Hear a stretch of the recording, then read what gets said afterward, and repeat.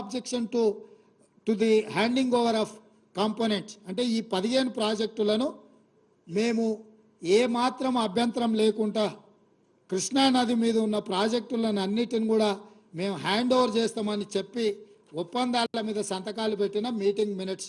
ఇది 2022లో జరిగిన మీటింగ్. అదే విధంగా 17వ కృష్ణా రివర్ మేనేజ్మెంట్ బోర్డు మీటింగ్లో కూడా ఇది కూడా 19/5/2023, 16వ మీటింగ్ ఏమో 2022లో జరిగితే 17వ Krishna river management board meeting 2023లో జరిగింది.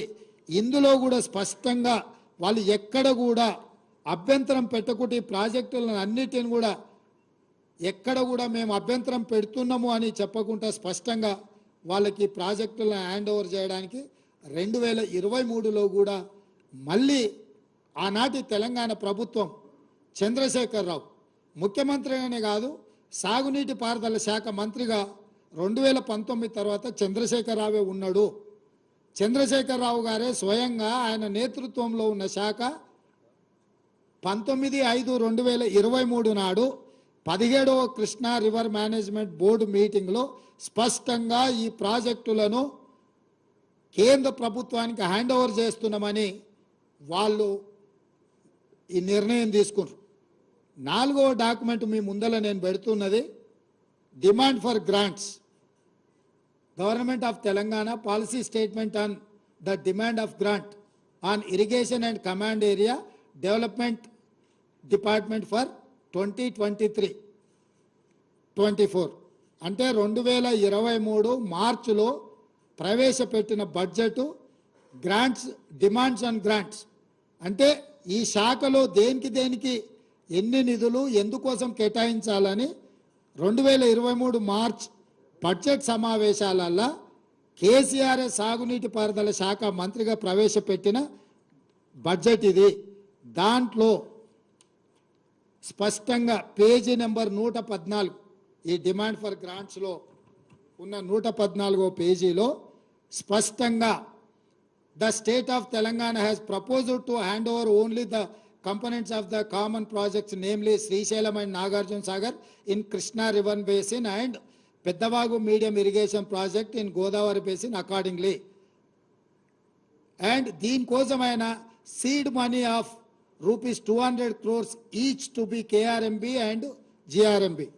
ఈ రెండు ప్రాజెక్టులను హ్యాండ్ ఓవర్ చేస్తే వీటి నిర్వహణ కోసము కృష్ణా రివర్ మేనేజ్మెంట్ బోర్డుకు 200 కోట్లు, గోదావరి రివర్ మేనేజ్మెంట్ బోర్డుకి ఇంకొక 200 కోట్లు స్పష్టంగా ఈ నిధులను కేటాయించుకుంటూ 2023 మార్చి బడ్జెట్లో 400 కోట్ల రూపాయలు హ్యాండ్ ఓవర్ చేసిన వాటిని నిర్వహించడానికి ఈ బడ్జెట్లో స్పష్టంగా పొందుపరిచాడు. అంటే 2023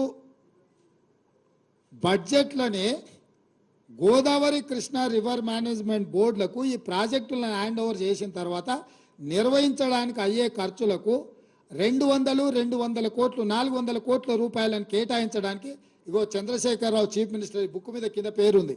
మీకు ఎవరికైనా మళ్ళీ ఏమైనా అనుమానం ఉండి ఇది వెనక ముందు అనుకున్నారు, మళ్ళీ ఆ మంత్రివర్గంలో కూడా ఎవరికేం సంబంధం లేదు. ఇక్కడ రాసిండు K Chandrashekhar Rao demand number so K Chandrashekhar Rao chief minister.